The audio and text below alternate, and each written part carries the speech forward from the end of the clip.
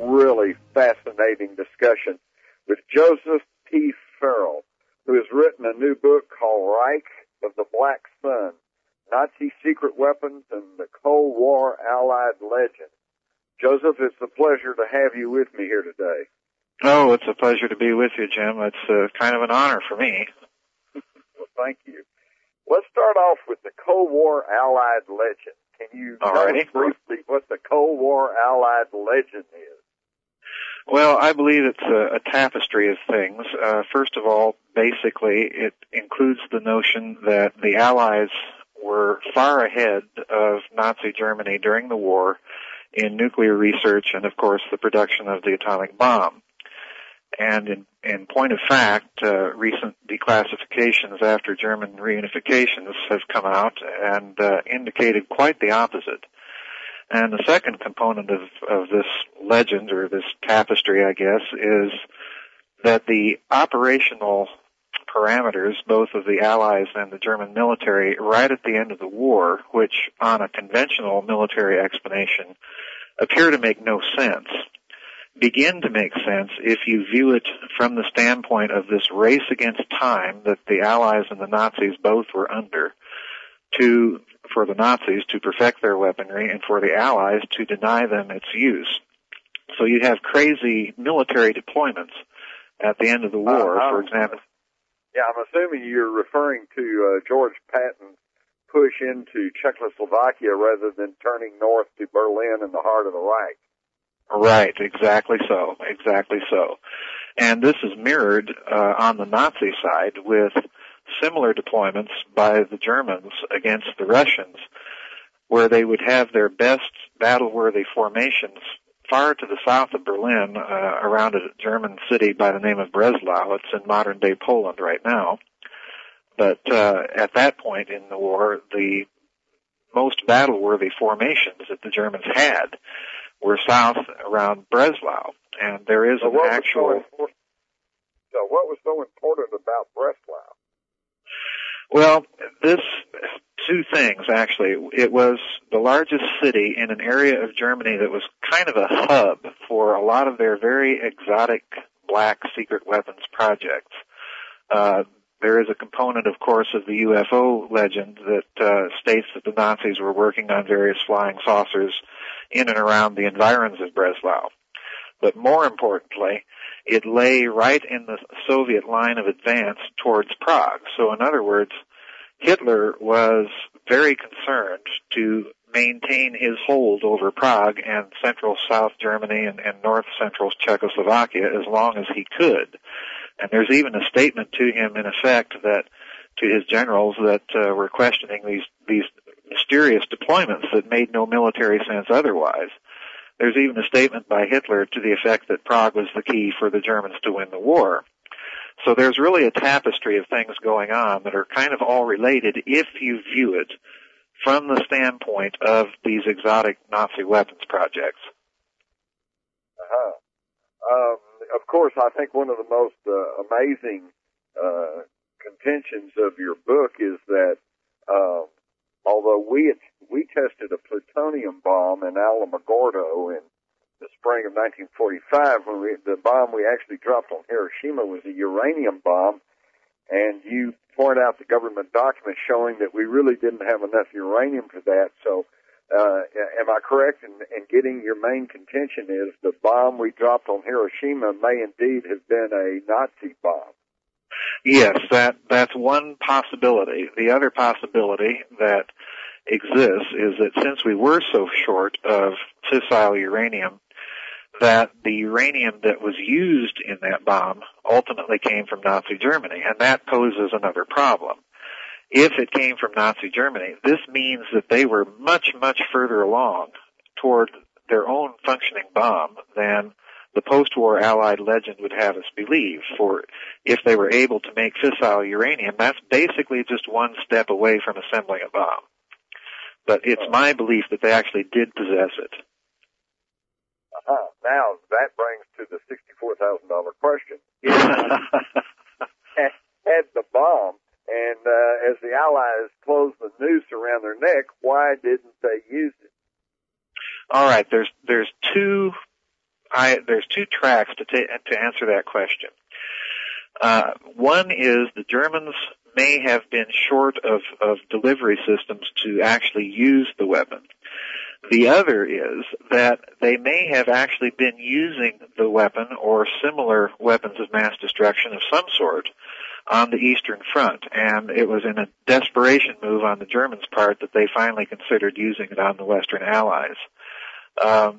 I believe that if we examine some of the strange stories coming out of the Eastern Front, that you do end up with a picture of a carnage there that simply goes beyond the ability of conventional military operations, especially on the Germans' part, to inflict on the Russians. So something's going on there that Stalin would have been absolutely loath to admit during the course of the war. Actually, this would have been a disaster for Russian morale.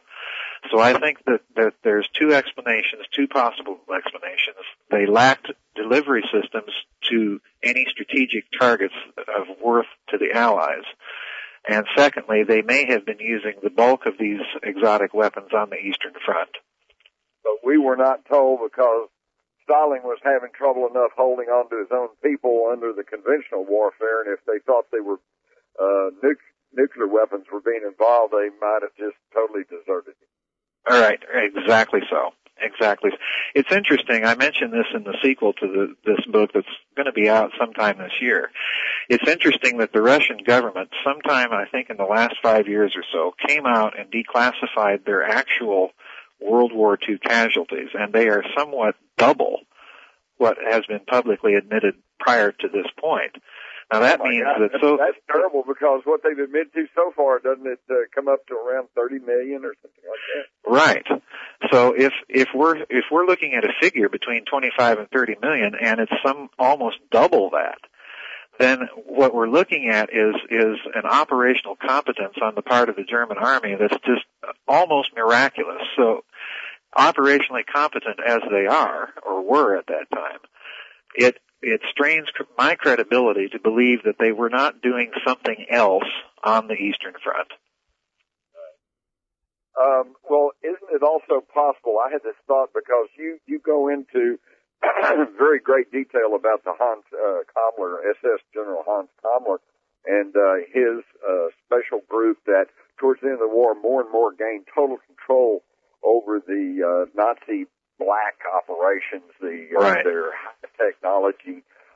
Is it, and we know that towards the end of the war, Kammler told Werner von Braun that he was going to turn over the V-2 rockets and all the rocket scientists to the Americans in exchange for leniency. And yet, when he disappeared, he had not done that, and they were simply scooped up by the Allies. Isn't it possible that one of the reasons they did not set off the bomb against the Western Allies is that by the time they had the capability, they realized that the war was going to be lost anyway, and the person that had control over it, namely Kammler, had decided, and probably Morton Bormann, had decided to use that as a bargaining chip with the Western Allies. Is that possible? Right. That is probably what happened.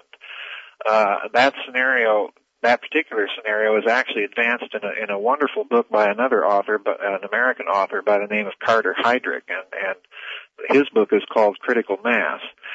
And what this is a component of a strategic evacuation plan that Martin Bormann himself sort of hatched and oversaw toward the end of the war.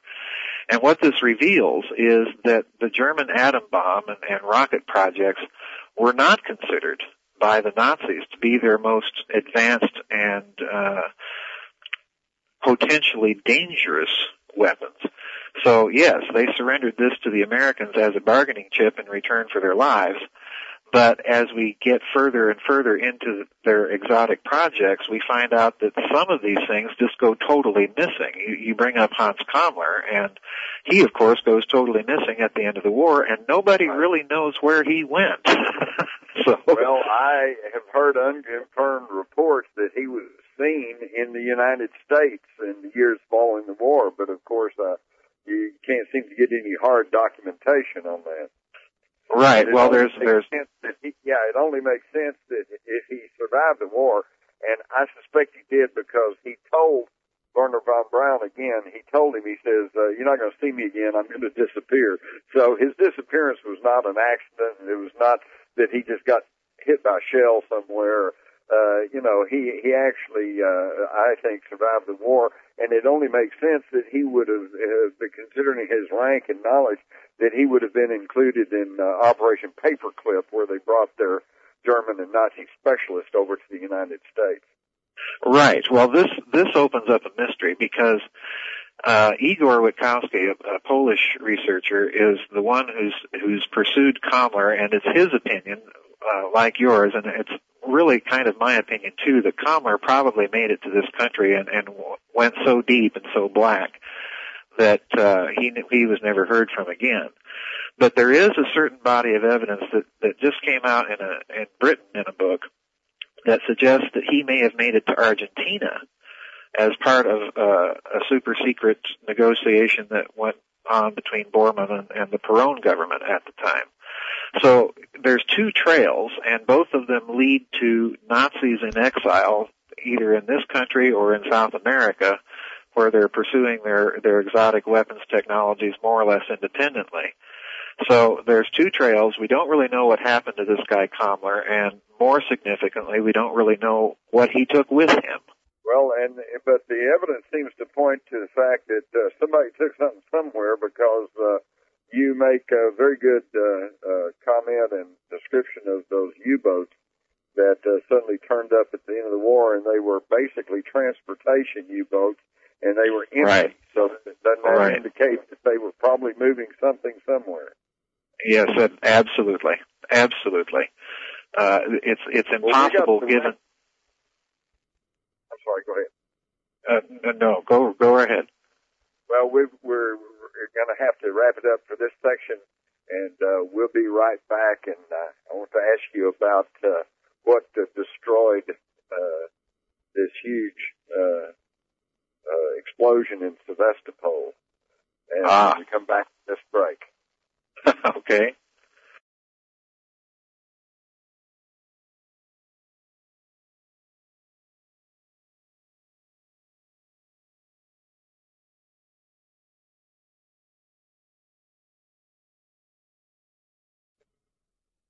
Good to go.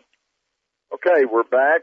This is your host, Jim Mars. I'm here with Joseph Farrell, and we are discussing the Nazi superweapons and the fact that the Nazis may have not only had nuclear weapons, but actually employed them, particularly on the Eastern Front. And Joseph, this leads to my question.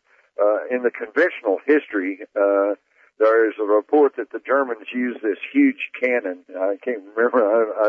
It wasn't Big Bertha or Gustav, wasn't that the name? Gustav, right. Yeah, Gustav. The idea was they used this giant cannon, which they did have, and that they lobbed a shell into Sevastopol, and that it actually hit an ammo dump, which created this huge, massive, destructive explosion. Is it possible that might have been one of these nuclear weapons, and that the Gustav shell hitting an ammo dump was just a cover story? That it is very possible, and the reason why is that one of the other weapons that the Germans developed prior to the war that raises a whole host of other problems is the fuel-air bomb. Now, for listeners who don't know, a fuel-air bomb is essentially a conventional explosive with the explosive power or force of a tactical nuclear weapon. Well, a tactical nuclear weapon back then is a strategic weapon. It packs just a gigantic punch. Now, Gustav was a 31.5-inch bore caliber railway gun that straddled two parallel railway tracks. The barrel was some 100 feet long, and it was capable of lobbing a 7-ton shell, that's a conventional shell, to a distance of about 29 miles. So the Germans used this thing during the siege of Sevastopol on the Russian front in 1942. And there is a Japanese report that I mentioned in my book that mentions that the Germans had used something in the Crimea during the war. And I believe that possibly the Germans were using these gigantic conventional artillery systems either to deliver small-sized tactical nuclear weapons or a fuel-air bomb of some sort. And I do get into this a bit in the sequel, too. There is a report that Otto Skorzeny, Hitler's celebrated commando that rescued Mussolini in the war, that he records in 1941, during the Battle of Moscow, the Russians told the Germans to cease and desist what they were doing, or the Russians would start using poison gas. Well, what the Germans were doing were using rocket-launched artillery to deliver these fuel-air bombs on Russian positions. Now, that's unfortunately, that's kind of like saying the words carpet bombing and tactical nukes in the same phrase. So you can imagine the fuel-air bomb could have almost equivalent destructiveness as a small tactical nuke. Right.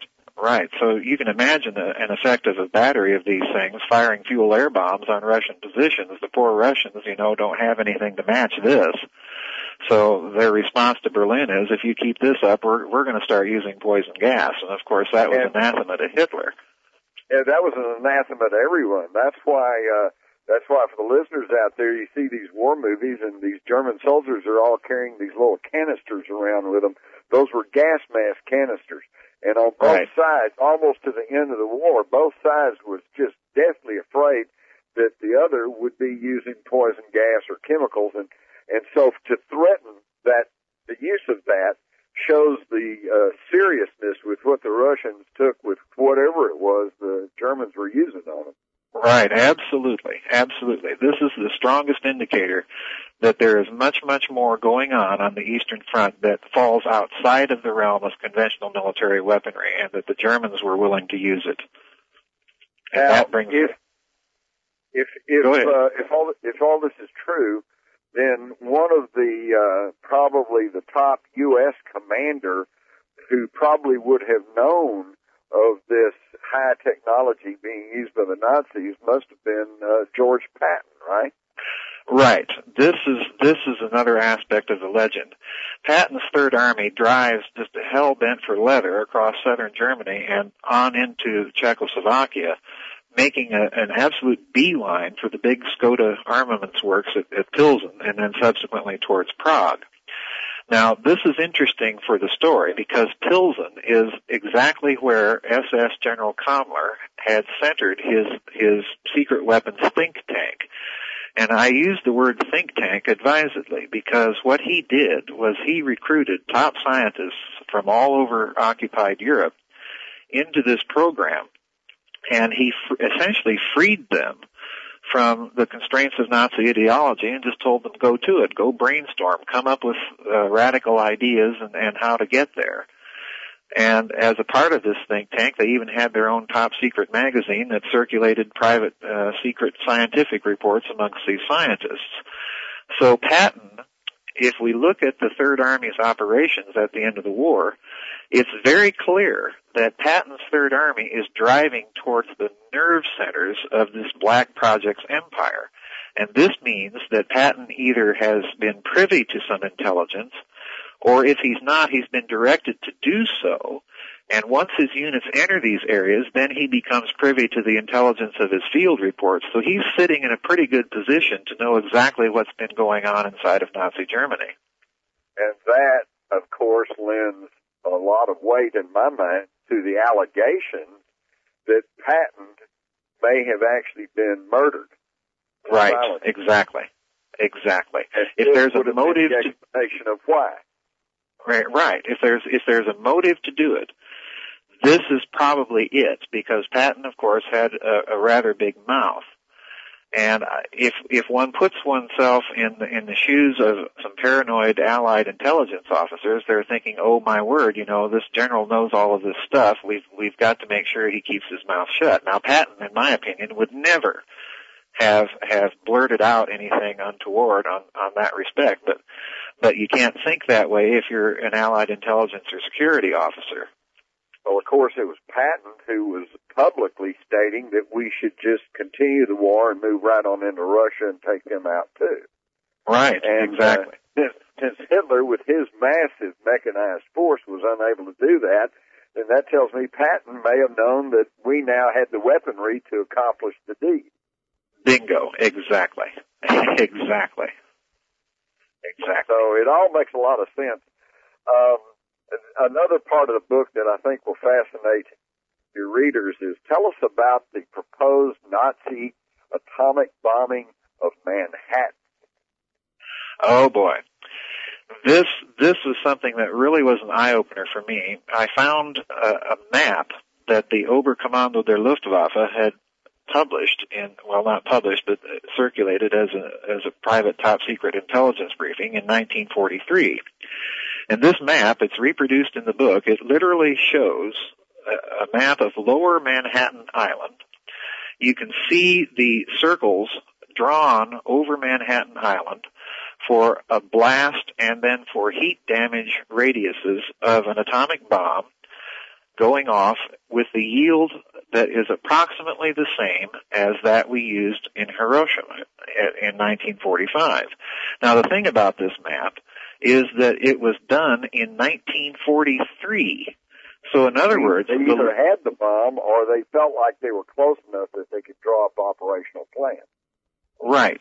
And it's interesting that you mention that, because if they're drawing blast and heat damage radii on the map for a bomb of the approximate yield of Hiroshima, then they've done the calculations.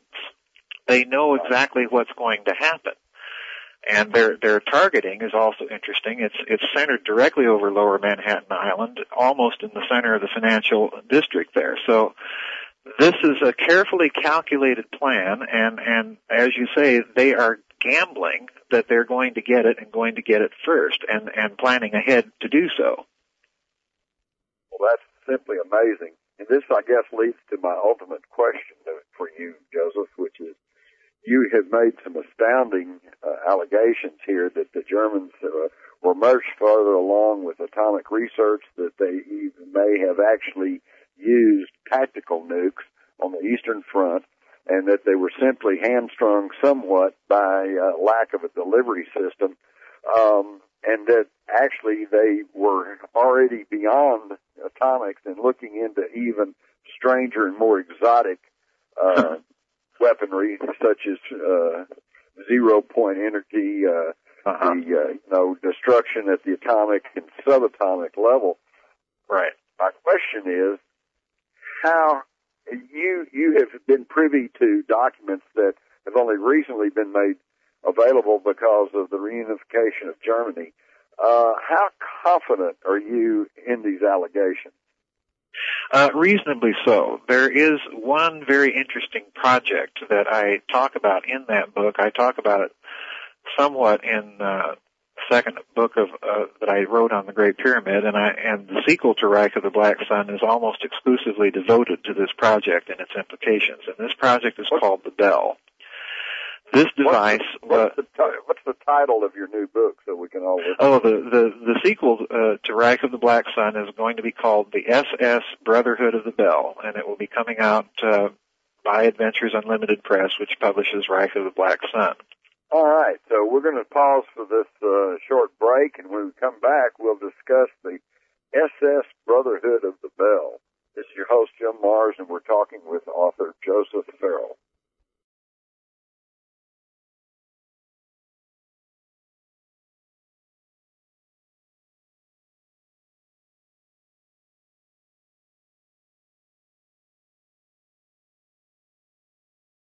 Welcome back to Dreamland. I'm your host, Jim Mars. Today we're talking with Joseph Farrell about his new book, Reich of the Black Sun, Nazi Secret Weapons and the Cold War Allied Legend, available from Adventures Unlimited Books, and also available, of course, here on the Whitley Strieber website, Unknown Country. Just check in the bookstore. Before the break, Joseph, you were about to discuss the SS Brotherhood of the Bell, and this is indeed an intriguing story. Tell us about it. Well, the Bell was the Third Reich's most highly classified secret weapons project. It was given a classification called Kriegsentscheidend, which translates as decisive for the war. It was the only weapons project to be given this classification. In other words, it's a classification higher than the atomic bomb. The physicist that they had in charge of this project was one Walter Gerlach, who of course is the Nobel Prize-winning physicist from 1921. His specialty, it's interesting to know what his specialty was, because it was gravitational physics and magnetic polarization. Now, this is the fellow that's nominally in charge of their atom bomb project. But the Bell is the project that he's tied directly with. And if you look at what the Bell was, it appears to have been some sort of device to cohere or to tap into the zero-point energy. And what they were looking for initially, I believe, was anti-gravity or propulsion. And all accounts that are available of this device and its operation indicate that it was wildly successful. The problem is the Bell, along with General Kammler and all of its project documentation, go completely missing at the end of the war. And Gerlach, who's taken to Farm Hall in England with the other German atom bomb scientists, and their conversations are recorded. Well, Gerlach also was, of all of those scientists, the only scientist brought over to this country after his interrogation by the British to be interrogated over here, and his war diaries are still lost and classified. You cannot get them. They're still locked up. After the war, he returns to Germany, and he never writes another word on this device that the Germans called the Bell. Now, it's interesting to speculate. They called it the Bell because it was actually shaped like a bell, right? Right. It was shaped like a bell. It was about 15 feet tall, maybe 9 to 12 feet wide. It was it was cased in ceramic. Inside, it had two counter-rotating drums into which was poured, apparently, some highly radioactive form of mercury, a mercury isotope, and probably it would have other radioactive elements in suspension in the mercury. And I think what they were trying to do was to spin the mercury so fast, electrically and mechanically, to get all of the atoms in the mercury lined up, spinning in the same direction, so that essentially, with these two drums rotating in opposite directions, you'd cancel out the magnetic field and create kind of a little space-time bubble around this thing. It had some shocking side effects that initially, I think, probably surprised the Germans, but they did learn eventually how to control these things. But the interesting thing, again, about this project is, unlike their atom bomb, unlike their rockets, no one knows where it went after the war. It was probably except perhaps to Kecksburg. Draw the connection between the Nazi development of the Bell and the thing that crashed at Kecksburg. All right. Well, that's one of the interesting speculations in the book. One of the things I notice about the UFO crash at Kecksburg is, if you read all the eyewitness accounts, they describe an object that is acorn-shaped, approximately 9 to 12 feet tall and about 9 to 12 feet wide. So whatever crashed in Kecksburg has the same shape and approximately the same dimensions as the Bell. And moreover, it's interesting to me that so shortly after whatever crashed at Kecksburg, so shortly after the crash, the military shows up along with some NASA engineers and so on, and basically cordon off the city and cart out whatever it was that crashed there. So I'm probably the only one to have drawn the connection between Kecksburg and this missing device that the Nazis smuggled out of Germany at the end of the war called the Bell. And the connection is entirely based on the shape and dimensions of the object. That's really amazing, but that also lends some support to the idea that early on the reports of alien flying saucers and UFOs may have actually been a cover to yes. to cover for the fact that we were testing these Nazi superweapons. Yes, exactly so. Sort of a deep layer cover story, and either we were testing them, or somebody else was, and somebody else means probably Nazis continuing their projects more or less independently somewhere. Nobody knows where. But the important point here is, as you say, somebody's testing exotic technology.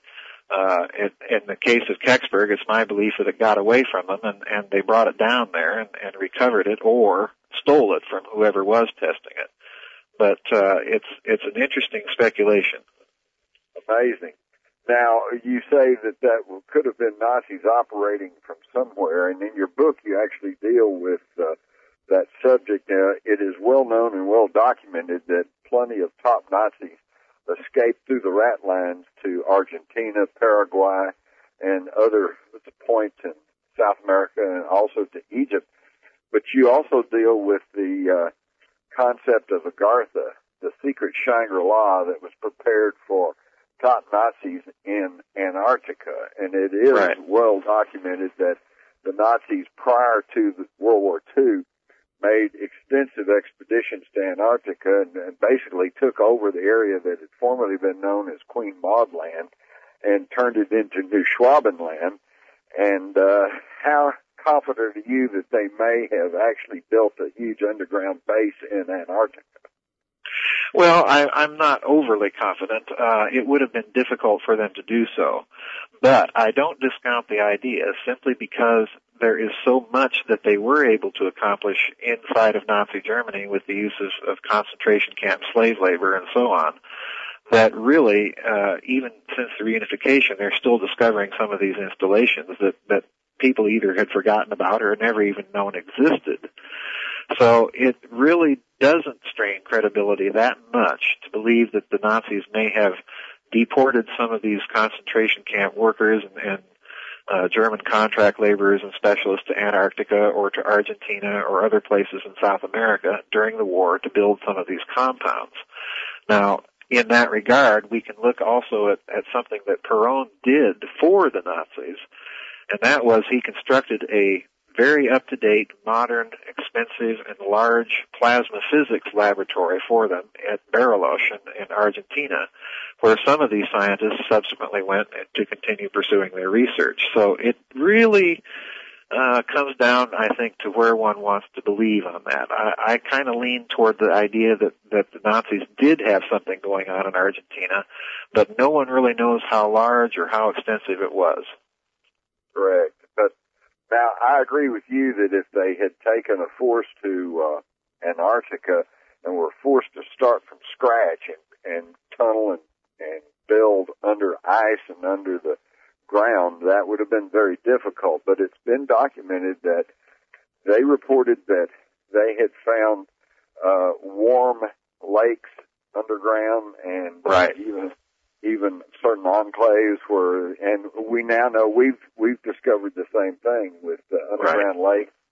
So if it was possible, if they found an underground area like a vast cavern or whatever that had warm lakes, then it would not have required that much extensive labor work to go ahead and build a base there. True.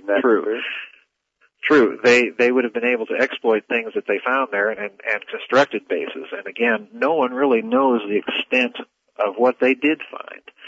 So, we do have other corroboration. Admiral Byrd's expedition to Antarctica has a suspiciously military look and feel to it. And then, of course, recently, Nexus magazine has come out with a series of articles that the British actually mounted secret expeditions after the end of the war in Antarctica. So something's going on down there, and it most likely concerns the Germans, the Nazis in exile after the end of the war. That's really amazing speculation, but it is based and grounded in a smattering of facts and information.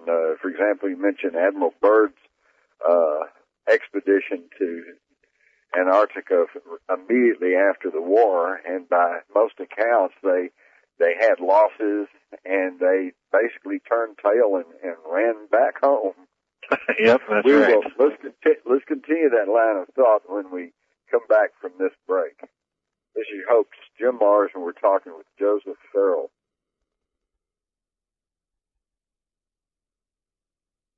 Welcome back. This is your host, Jim Mars. Today we're talking with author Joseph Farrell regarding his new book, Reich of the Black Sun, Nazi Secret Weapons and the Cold War Allied Legend. And we were talking about the Admiral Byrd expedition to Antarctica in, I believe that was 1947, Joseph? Yeah, 1947, early 1947. The planning was initiated sometime in 46. I believe it was the summer of 46, but I'm not certain of that. So this was immediately after the close of hostilities in Europe and in Japan. And what can you tell us about that expedition? I've always been fascinated with that, Joseph, and I have tried to find hard documentation. And there seems to be just kind of a black hole there. What can you tell us about that expedition? Well, as far as documentation goes, you're right. There are consistent stories to the effect that Admiral Byrd's diaries of the expedition are classified. However, there is one newspaper article from El Mercurio newspaper in Santiago, Chile, that I do reproduce in the book, where Admiral Byrd is given his famous quotation where he's trying to warn America from the danger of enemy fighters that can fly from pole to pole with tremendous speed. And given the fact that, of course, Soviet Russia at the time hadn't mounted or expressed much of an interest in Antarctica, that leaves only really one other enemy to consider, and that would be Nazi Germany. It's interesting that he makes this remark, and then, of course, once he gets back to Washington, D.C., he's debriefed. His diaries and operational logs are kept under lock and key and classified. And then we have a whole host of strange things begin to occur, Secretary Forrestal and his death, and then the UFO sightings of Kenneth Arnold, and then ultimately Roswell. And I think what's going on here, if we look at all this together, in the case of Roswell, the Magic 12 documents, if one accepts for the sake of argument that some of these things are genuine, one of the things that struck me as extremely odd was that they mentioned that the German paperclip scientists are brought in to look at the Roswell wreckage. And I came to the conclusion that this would be a very odd thing for the U.S. military to do if it thought that this craft was exclusively extraterrestrial in nature. Why bring in German paperclip scientists? They'd want to keep them. That would be kind of like basically showing your former enemies some of your most secret matters. Exactly. They would have been kept out of the loop of that if that had been the case. But something about the craft must have looked peculiarly German. And even Corso, in his book The Day After Roswell, mentions this. Something about the craft had to have looked peculiarly German, so they bring in these paperclip scientists to look at it and ask them what they think about it. Well, the paperclip scientists respond, well, no, it's nothing that we've ever seen before. It's not one of ours. But after they say this, they then go on to speculate on what makes the thing fly, and we come up with fusion and charge differentials and everything else. Now, why von Braun would have come up with an idea like that as a rocket scientist is kind of absurd unless we put in one more significant detail. And that detail is a fellow by the name of Dr. Kurt Davis. And I talk about him extensively in the sequel, the SS Brotherhood of the Bell. Dr. Kurt Davis was one of the people involved with the projects at Peenemünde. However, Peenemünde and Davis are kind of an odd match because Davis's specialty is not rocket science. It's high voltage electrical discharge. Now, I found this extremely interesting because there's a fairly well-known picture of von Braun and Davis at NASA, with Davis pointing his finger up towards something on the wall or off in the distance. And Davis, at this time, is the director of the Kennedy Space Flight Center. So, you have to ask yourself, what is a fellow whose specialty isn't even rocket science doing as a director of the Kennedy Space Flight Center? And then why does von Braun, when he goes to look at the Roswell wreckage and the Magic 12 documents, presume to think that the propulsion is based on some sort of fusion reactor driving a charge differential? So something more is going on here. Right. But now, the thought that strikes me is if this was our work, meaning the United States, if this was our work trying to continue and expand upon the groundwork laid by the Nazi scientists, you would not think that they would bring the paperclip scientist in, or they would even have these documents stating what is this. So it would almost indicate, it would almost indicate that the whatever crashed at Roswell was outside the purview of their experience and knowledge. Exactly. And this again brings us back to what the Bell represented. The Bell was really at the cusp of the kind of physics that the Germans were doing during the war, and it was completely outside the box of the nice linear relativistic way of thinking that the rest of the world's physicists had become accustomed to thinking in. The Germans were totally outside of that box during the 12 years of the war. So it stands to reason then that when they constructed their experiments and their physics, they were based on very, very different paradigms that were very far ahead of their time for that time period. Exactly. Now, let me ask you your personal thoughts. Do you feel like that the UFOs that have been reported in ever-increasing quantity since World War II, do you feel like that they are exclusively these Nazi super weapons, either being used by Nazis or perhaps being tested by the United States? Or do you feel that it might be a mixture and that there may be a genuine extraterrestrial aspect to some of these sightings? Well, let me put it this way. It would be impossible for, especially after the war, for Nazi UFOs to account for all of the sightings. However, they do show up in odd places. The ghost rockets over Sweden, for example, the sightings in America over military installations. Well, if we remember that the Baltic coast of Germany and the southern coast of Sweden during the war were both highly militarized districts, it becomes feasible that this UFO activity, which is always associated with military science at that particular time period, has an explanation. So, yeah, I believe that Nazi technology, at least in these early post-war sightings, may represent some of what is being seen. Now, as regards this, pardon me? But not all. But not all, right. Okay. But now this raises the philosophical question. Personally, I have no problem with other alternative life forms and so on and so forth. But my problem with the majority of UFO sightings is I have not yet seen a physics in the objects themselves, with the exception of some of the video footage from the space shuttle, that satisfies me that these are craft capable of interstellar flight. They are certainly advanced craft, some of these other UFO sightings, but I don't think the physics is sufficient to explain them as extraterrestrial. The only things that I've seen that look like they have a physics that could be sufficient to be extraterrestrial are some of these space shuttle footings that are rather extraordinary. Right. So I think it's probably a mixture of things. Yes, I agree. I think we have a mix here.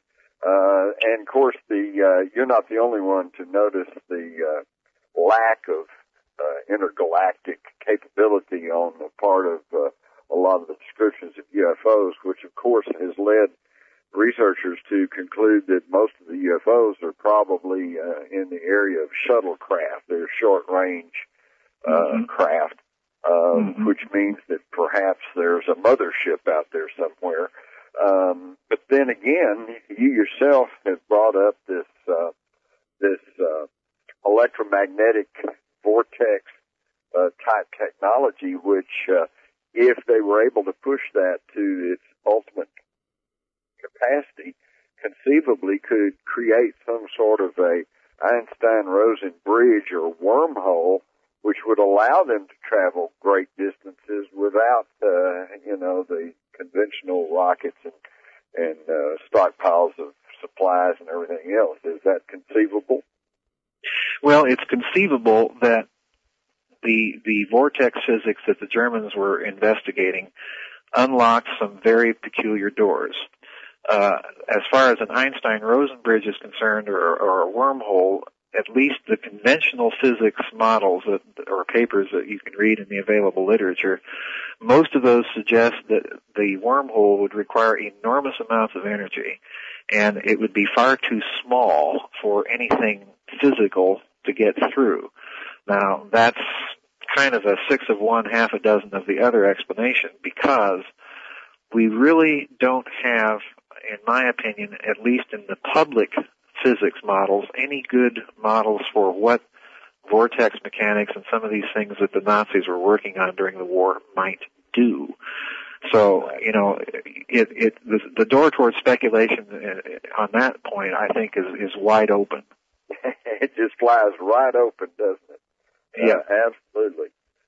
One thing when we're talking about Nazi UFOs that always comes to my mind is the very famous case of Betty and Barney Hill and their abduction back in the 60s. And you're probably aware that under hypnosis, Barney Hill was talking about the people in the craft, and he said, "Why, he's wearing a Nazi uniform." Yes, yeah. In fact, I use that as an epigraph in the sequel to Reich of the Black Sun. I point out that this is indeed one of the things that Barney Hill records. So, if that happened, and if there is a continuing Nazi project or somebody else took it over and was developing it, it opens up other doors of speculation that aren't really too pleasant to contemplate. Isn't that the truth? Because, there's plenty of political commentators today, particularly to the left of center, who are trying to compare in this country today with events in Nazi Germany and claiming that the Bush administration is tending to be fascistic. Do you see those same parallels? Oh, yes. Not only parallels in terms of what's going on. I certainly, myself, am kind of apolitical. I'm not too crazy about the left or the right in this country because I tend to think of them as kind of Hegelian thesis and antithesis components. Well, they're circular. When you get the extreme right and extreme left, they tend to come together, don't they? Right. And that plus the technological potential that governments now have, that and some of the moves going on in terms of American civil liberties and law, they frighten me immensely. And if we add in Nazi technology and perhaps some sort of military program that lies behind some of the cases of abduction, then we are indeed dealing with a very sinister agenda. Exactly. Well, tell us a little bit about the sequel, the follow-on to Reich of the Black Sun, this SS Brotherhood of the Bell. Is that going to deal exclusively with the Bell and its technology? Yeah, it's divided into 3 sections, and I kind of pick up where Reich of the Black Sun left off and examine some of the peculiar military operations toward the end of the war from the standpoint of technology, like the Battle of the Bulge and its relation to technology, the possible German testing of intercontinental rockets shortly before the end of the war. And then I go in the second section of the book into a detailed description of the Bell, where it was tested, who was involved that we know was involved with it, what happened to them, what the Bell's signature effects were, what the underlying physics behind it may have been, And then in the third component, you'll be delighted to know I get into some of the political ramifications. And they lead to subjects of other mutual interest between us. Right, exactly. Well, I'll look forward to that. Make sure I get one, and we'll continue this discussion. Alrighty. So as we close down here, though, I have to ask you about the 40 giant bombers on a airfield near Oslo, Norway. Oh, boy. And tell us about that, and tell us why that these were never utilized in the closing days of the war. Well, there was an article in a British newspaper that appeared right after the end of the war when the Allies sent their forces into Norway to accept the German surrender of the troops there. And outside of Oslo, they found that the Luftwaffe and the SS had constructed a massive airfield capable of handling extremely large bombers. And much to their surprise, the British found there approximately 40 to 50 very long-range strategic bombers that were being held in readiness, according to what the German officers told them, for a strike against New York. Now, it's a mystery as to why these things were never used, because, again, we don't know what they were held in readiness for. There's some speculation in some quarters that Hitler was wanting to use dirty nuke bombs on New York. Some others maintain that he was ready to use biological or chemical weapons on New York. And, of course, there's the final alternative that he was ready to drop an atomic bomb, or maybe several, on New York or the area. No one really knows why they weren't used, but the fact of the matter is they were there and being held in readiness for an attack. Well, the only thing that comes to my mind, based on what I know and based on what you have here in your book, is that they weren't used because the people who had command over those weapons, namely Kammler and Morton Bormann, by the end of the war, were heading secret deals with the Allies, and you don't want to drop a bomb on the very people you're trying to negotiate. Right. Joseph Farrell talking about Reich of the Black Sun, Nazi secret weapons and the Cold War Allied legend. This has been a fascinating conversation, Joseph, and I've enjoyed it. Let's do it again. All right, good enough. I've enjoyed it. This is Jim Mars, and you've been listening to Dreamland. Next up on Dreamland, Linda Moulton Howe. You're about to experience something that you just can't get elsewhere. Emmy Award-winning science reporter Linda Moulton Howe reporting on the absolute leading edge of science discovery and the true mysteries of the unknown. Don't miss her website, earthfiles.com, the one science website that tells you the secrets and gives you the facts the others dare not. Earthfiles.com. This week she's reporting on a repeating crop circle phenomenon in Australia and also that coral die-off in the Caribbean. Very serious stuff. Here she is from Albuquerque, Linda Moulton Howe. Thanks, Whitley. It was only 8 months ago, in August 2005, before Hurricane Katrina hit land on August 29th, that the Gulf of Mexico and Caribbean water temperatures were the warmest on record going back to the beginning of record keeping 100 years ago. Water west of Florida and the Keys measured 79 degrees Fahrenheit down to a depth of 150 meters. That's more than the length of a football field, and that means a gigantic area of water that was not only huge on the surface, but went down so far. And never in weather records had 2 Category 5 hurricanes occurred within 3 weeks of each other in the same hurricane season and on the same path. Those gigantic storms were Katrina followed by Rita, both fed by all that warm water in the Caribbean. Today, we know the 2005 hurricane season had the greatest number of intense storms ever, dominated by Katrina, which is now in the record books as the most expensive natural disaster in American history. With global warming expected to keep raising the world's average mean temperature for the remainder of this century, ocean waters are also expected to be warmer.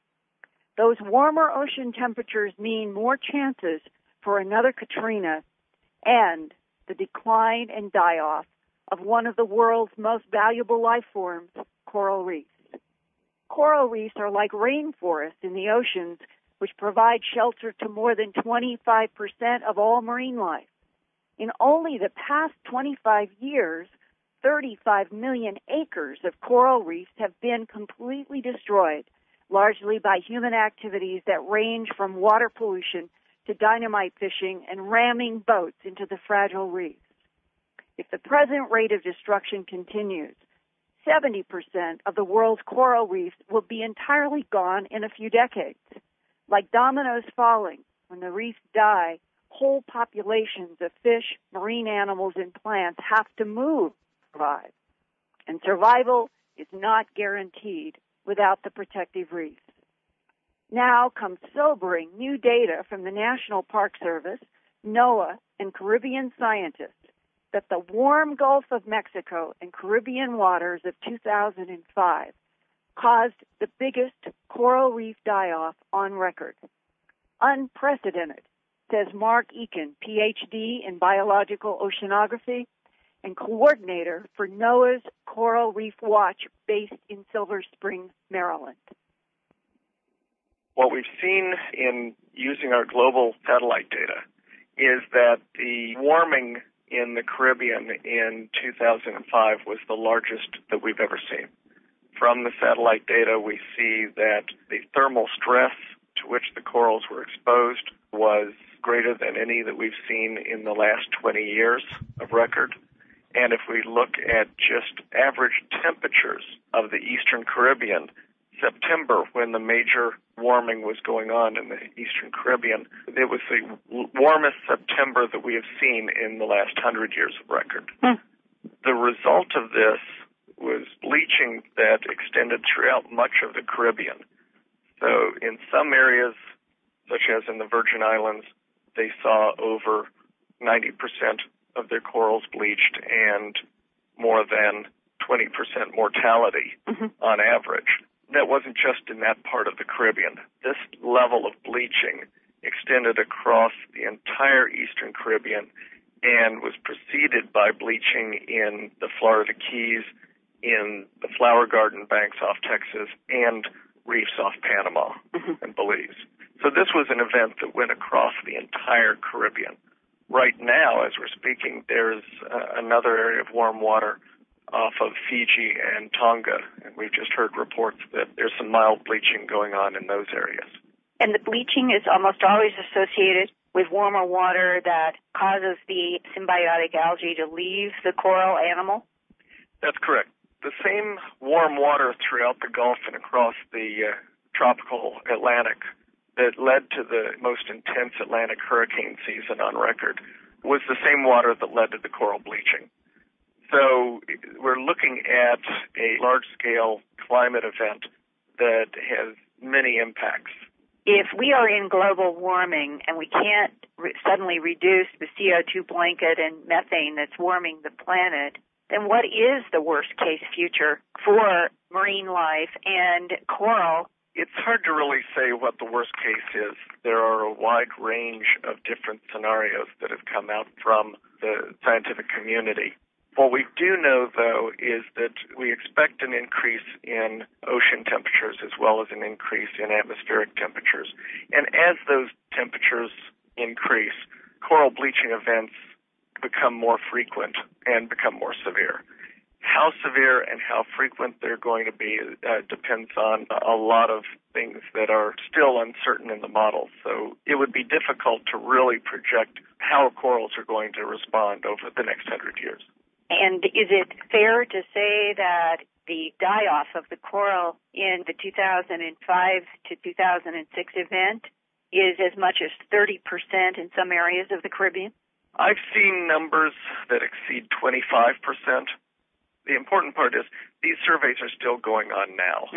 And so the extent of this event are still being learned. And it is unprecedented. Absolutely.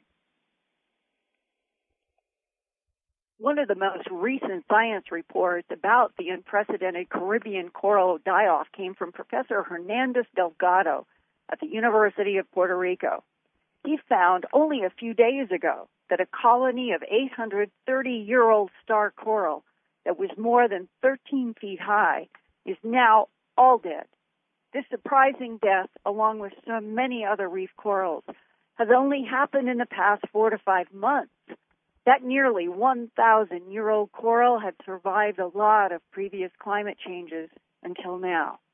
This week, I asked a fisheries biologist with the U.S. National Park Service in the Virgin Islands if the death of 830-year-old star corals in 2006 could mean in the future all coral reefs could die. That is a very grave concern. When we have a ship that runs aground, they can pulverize a number of 800-year-old coral colonies as well. But isn't his point that in 800 years, this does not happen to the Puerto Rico star coral before now, which means that whatever the conditions are, they are worse than they have been for 800 years? Well, we can say that the cumulative effect of everything had a fatal result on that coral colony. And it's absolutely disturbing that happened. There's no doubt. It's on one hand, I feel very honored to be able to see these corals, and then I feel very sad watching them die and knowing there's nothing I can do about them, that they have lived for so long, and I have to sit there and go out week after week and watch them disappear. It is very troublesome. It is very discouraging, but yet we have to keep trying to do something for the aspects that we can manage. And we have to keep researching what caused that 830-year-old coral to die. Was it a bacterial infection? Was it a combination of different types of bacteria? What was the connection between the bleaching event and the coral disease that caused it to die in such a short period of time? Absolutely. Those are questions that we have to answer. And thank goodness he was there to document it so we can raise it to a national priority and say, let's do some genetic work and find out what really happens on a DNA level when these corals get sick. I mean, you think it's hard to figure out how you catch the flu. Imagine trying to figure out how a coral gets sick.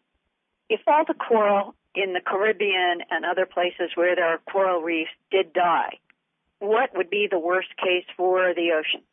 If all the coral were to die, I don't think there would be a time when all the coral dies. Reefs have survived a number of times through geologic time and come back. I think what we're seeing is that the reefs, as we know them, would change, and different components would move in. Sponges, macroalgae. What happens when we lose reefs is there would be more shoreline erosion. The fisheries would certainly be affected to a large degree. Islands that depend upon those fish for sources of protein and food would certainly be affected by the decline of reefs. There are serious downstream consequences of coral decline, more so than just, there won't be anything there to look at when I go on vacation. There are some substantial consequences. This week, hurricane forecasters at Colorado State University announced that the 2006 hurricane season will be busy with more large storms than normal, but they don't expect it to be as terrible as last year. Their projections are based on complex data that changes from season to season. And let's hope they are right and there is not another Katrina. But coral reef scientists are very concerned that as water temperatures climb this summer, more coral will bleach and die. Hot temperatures have also been plaguing Australia. On March 28th, the air around Conondale, Queensland on the east coast was unusually warm and still.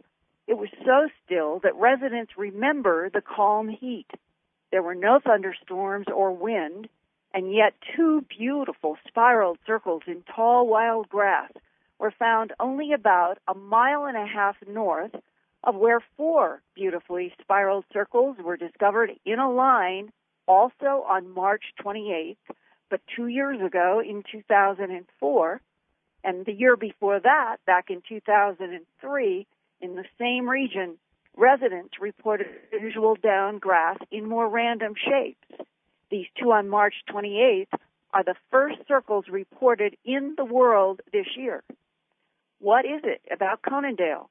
It's a small dairy farm community a couple of hours by car northwest of Brisbane. It's also suspected there is a lot of underground water there because in the region there is a crystal waters community, it's called, supplied by a river. Underground water flowing beneath the limestone of Great Britain has also been discussed as one of the reasons for crop formation focus there. But no one knows for certain. Whatever is the reason, something has visited Conondale at least 3 times to interact with the tall grasses without leaving tracks or signs of disturbance around the circles. This year, one of the 2 circles is 8 meters in diameter, or about 27 feet. The smaller is about half that size at 4 meters, or about 13 feet. 2 years ago, in 2004, the largest of those 4 circles that were in a straight line measured almost 8 meters also, about the same as this year. And the next size down in 2004 was also 4 meters, again, like the smallest circle this year. There were 2 others in 2004. One was almost a meter, and another one was 1.8 meters. And it's very interesting that those 4 circles in 2004 were aligned exactly 20 degrees east of magnetic north. And this year, these 2 new circles are aligned just 4 degrees east of magnetic north. This week, I talked with the photographer I interviewed in 2004, who also went to these 2 new circles to photograph. He is Christopher White, a gardener and handyman now living in Mullaney. His many and beautiful photographs of the 2006 circles are at my news website, earthfiles.com, and you can see it by going to the top headline report about this Australian grass circle event this year. Now, he photographed in 2004 at night, and he ended up with unusual glowing orbs in many frames which he did not see with his eyes. This year, he and his colleagues photographed during the day, and none of his images have glowing orbs in them. And I asked if he would compare the lay of the grass in these 2006 circles to those in 2004. The grasses seem to be laid down in a very similar manner, giving this lovely sort of lumpy rippled effect all the way around the perimeter especially. Both of the 2 circles this time had very, very similar cone centers. The large circle had a cone, must be nearly a meter wide. They were all laid clockwise, and the smaller circle, I think it was about 4.2 meters or 3.8, I'm not quite certain, had some lovely little short bits of green grass left vertically in the center with a very slight twist to them, which was actually kind of pretty.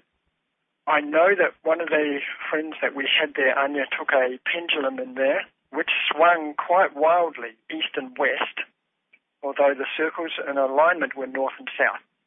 And I believe the pendulum also swung strongly anti-clockwise for a while.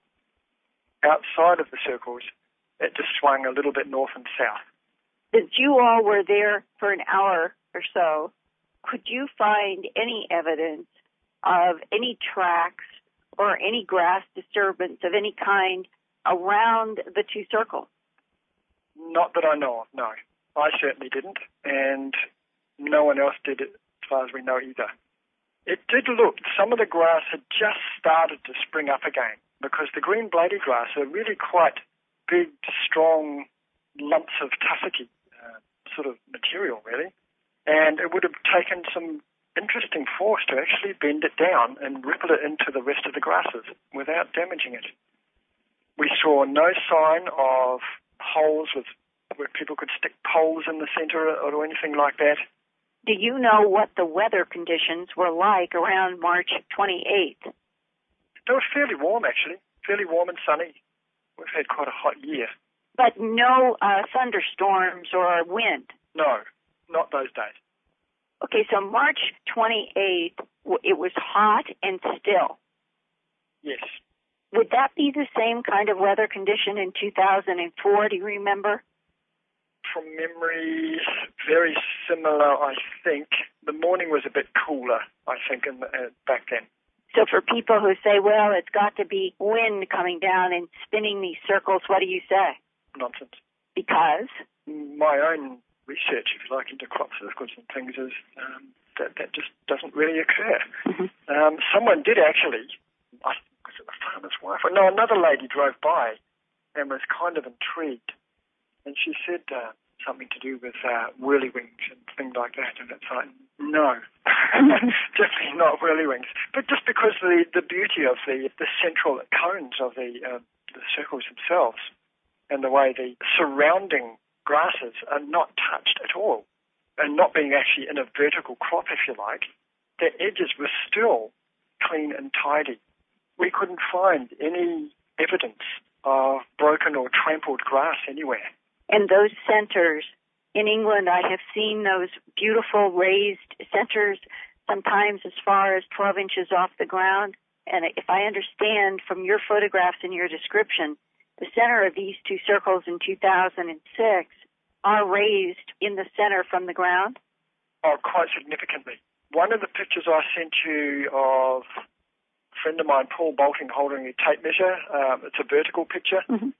You can actually see very clearly in there how high that cone actually is and the size of it, and that his feet are actually sinking at least 6 inches into the rippled grass. Mm-hmm. Have there been any reports in that area of anything unusual in the sky? Not to my knowledge, but last time I had a woman send me an email from the Gold Coast. She's in her 20s now. And down on the Gold Coast, the development there was nowhere near what it is now. Mm-hmm. And they had large open tracts and fields down there. When she was younger, and this is in the 80s, she saw circles like mine quite regularly. This is from the 2004 ones. She said they just saw them all the time down there in this particular area. And she said that she was down there one day near one of these big fields at a sports day at school, and she and a friend of hers, it may have been two friends, but at least one, looked up in the sky over the sea, and there was this huge black cigar in the sky just hanging there. And she said something came out of the bottom of it, at least one or two craft, something flew out of the bottom of it and flew away. Right now, Christopher is trying to see if he can get me in touch with this woman. I would like very much to interview her for Earth Files in Dreamland. Those large cigars have been something that have come up in the 50s and the 60s literature having to do with UFO phenomenon. But when it comes into the Earth mystery of crop formations, Whitley, something like a large cigar or discs or craft, they really have not been a substantial link. And that's why I think this would be absolutely fascinating to hear from people in that area where now we have these grass circles and where they said in the 80s they saw grass circles, and in their mind they are linking it to whatever this huge aerial object was in the sky. It's really fascinating, and it's a little bit different from what we have in England, where there's never been much connection between the crop circles and big aerial objects. I think that you yourself once saw small red lights over a crop circle field in England. Well, this is also comes back into this question of these orbs that Christopher got on photographs in 2004 at night. Right. They didn't see with their eyes, and when the group of us, there were 7 of us, and we were in the East Field, and we had that infrared scope, star scope that I had, and we could see this extraordinary hour display only through the infrared of that scope. We could not see anything with our eyes.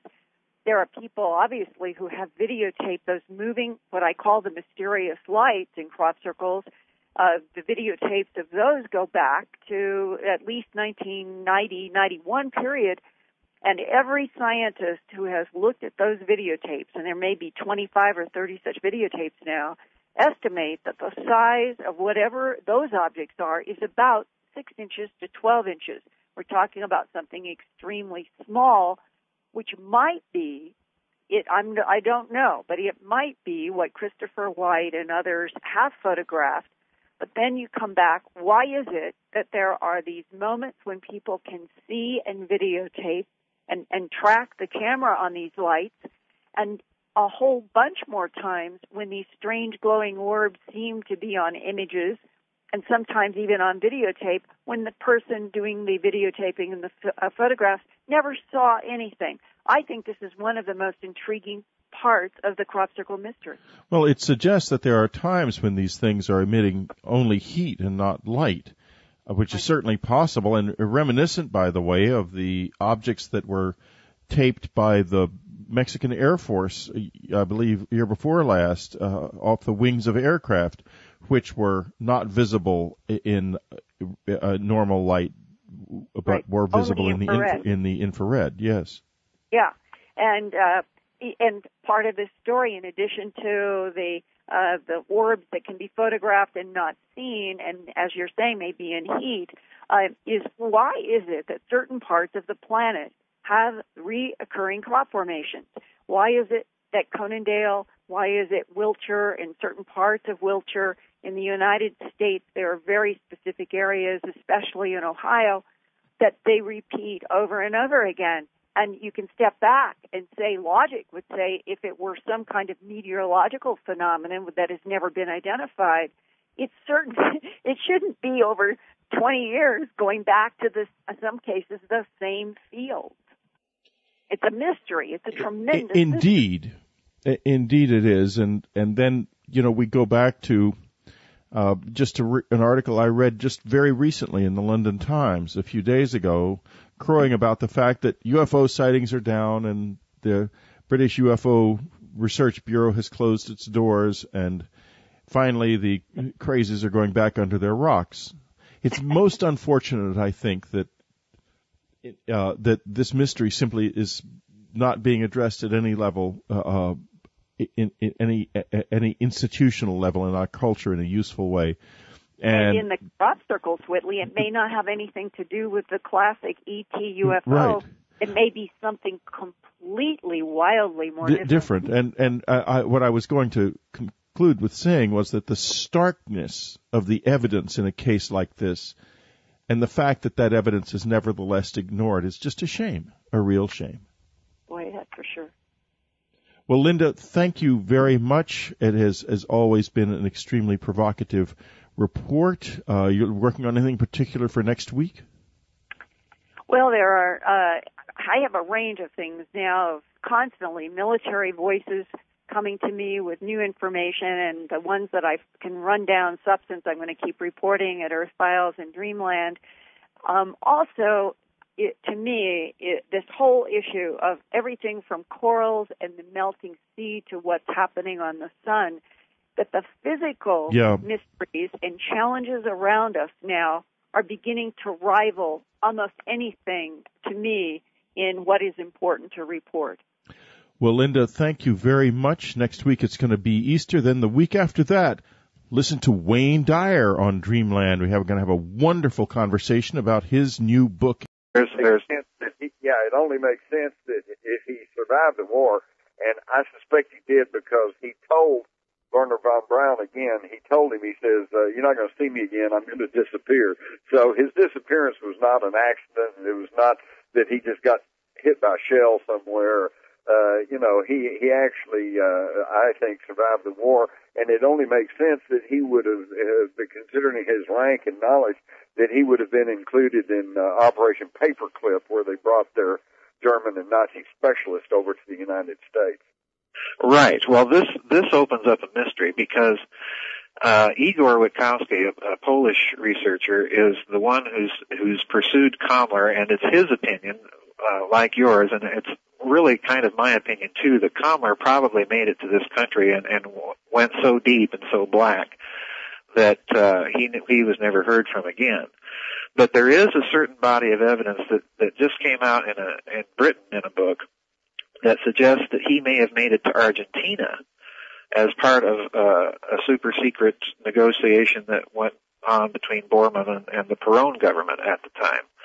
So there's two trails, and both of them lead to Nazis in exile, either in this country or in South America, where they're pursuing their exotic weapons technologies more or less independently. So there's two trails. We don't really know what happened to this guy Kamler, and more significantly, we don't really know what he took with him. Well, but the evidence seems to point to the fact that somebody took something somewhere, because you make a very good comment and description of those U-boats that suddenly turned up at the end of the war, and they were basically transportation U-boats, and they were empty. Right. So doesn't that indicate that they were probably moving something somewhere? Yes, absolutely. It's impossible given. I'm sorry. Go ahead. No, go ahead.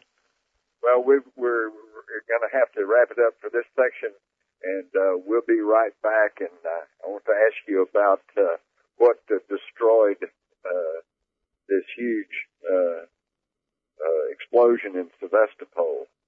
And when we come back from this break. For a lot of their very exotic black secret weapons projects, there is a component, of course, of the UFO legend that states that the Nazis were working on various flying saucers in and around the environs of Breslau.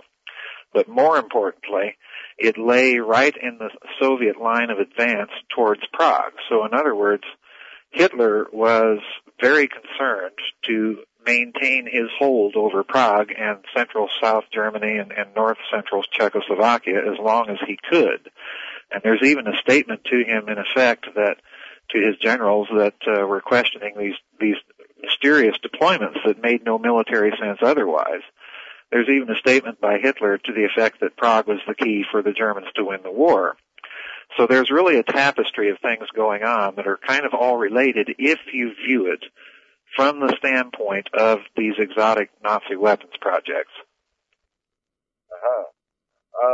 Of course, I think one of the most amazing contentions of your book is that although we tested a plutonium bomb in Alamogordo in the spring of 1945, the bomb we actually dropped on Hiroshima was a uranium bomb, and you point out the government documents showing that we really didn't have enough uranium for that. So am I correct in getting your main contention is the bomb we dropped on Hiroshima may indeed have been a Nazi bomb?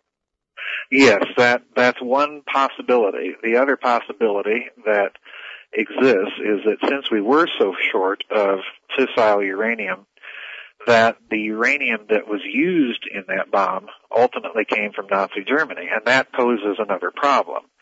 If it came from Nazi Germany, this means that they were much, much further along toward their own functioning bomb than the post-war Allied legend would have us believe. For if they were able to make fissile uranium, that's basically just one step away from assembling a bomb. But it's my belief that they actually did possess it. Now, that brings to the $64,000 question. Had the bomb, and as the Allies closed the noose around their neck, why didn't they use it? All right, there's two really fascinating discussion with Joseph P. Farrell, who has written a new book called Reich of the Black Sun, Nazi Secret Weapons and the Cold War Allied Legend. Joseph, it's a pleasure to have you with me here today. Oh, it's a pleasure to be with you, Jim. It's kind of an honor for me. Well, thank you. Let's start off with the Cold War Allied Legend. Can you tell us briefly what the Cold War Allied Legend is? Well, I believe it's a tapestry of things.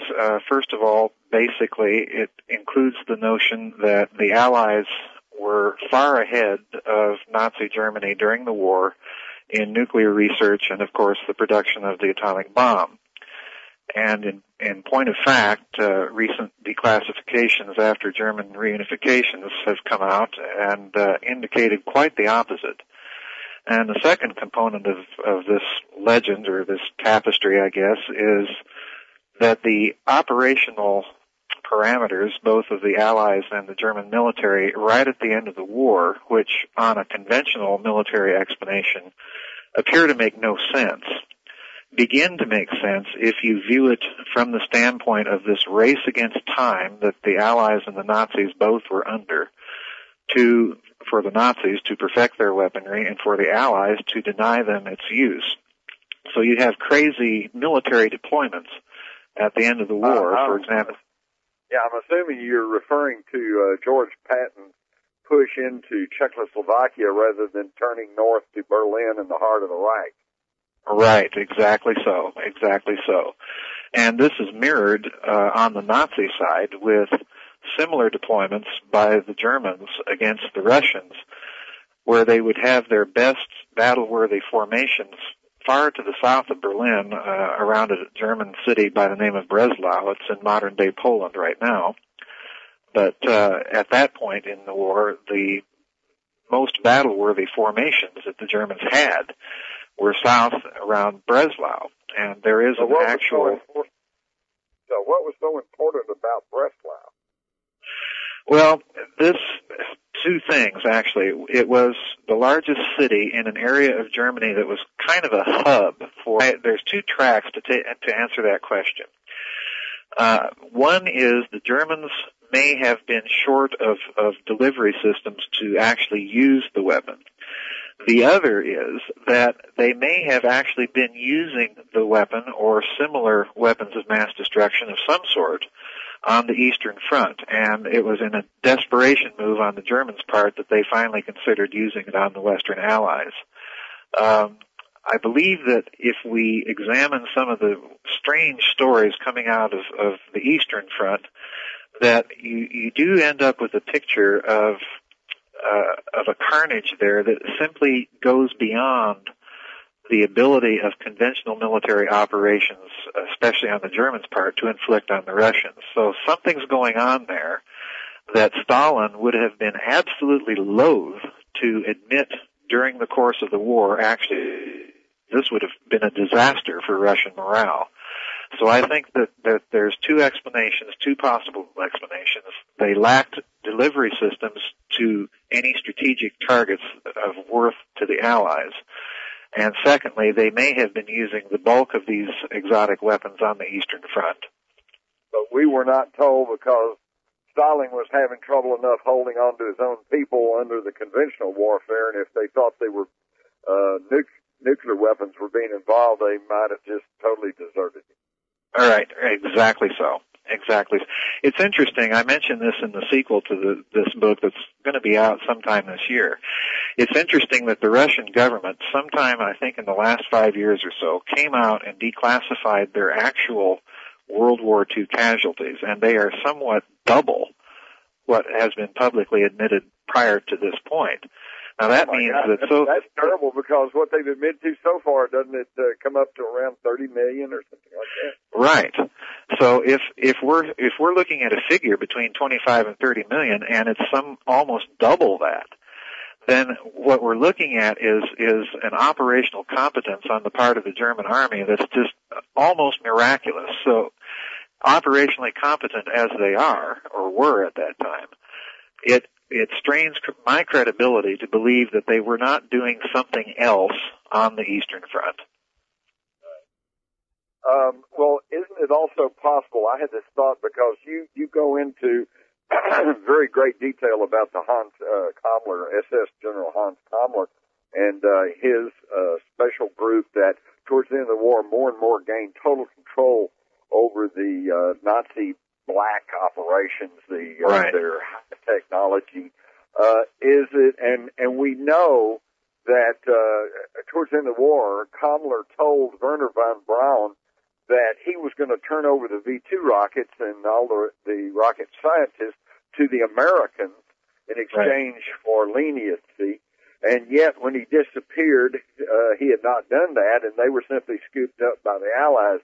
Isn't it possible that one of the reasons they did not set off the bomb against the Western Allies is that by the time they had the capability, they realized that the war was going to be lost anyway, and the person that had control over it, namely Kammler, had decided, and probably Morton Bormann, had decided to use that as a bargaining chip with the Western Allies. Is that possible? Right.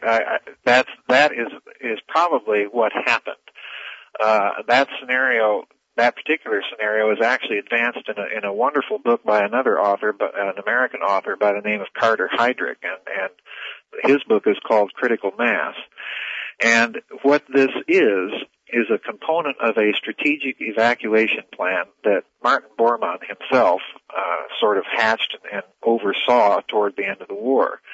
And what this reveals is that the German atom bomb and rocket projects were not considered by the Nazis to be their most advanced and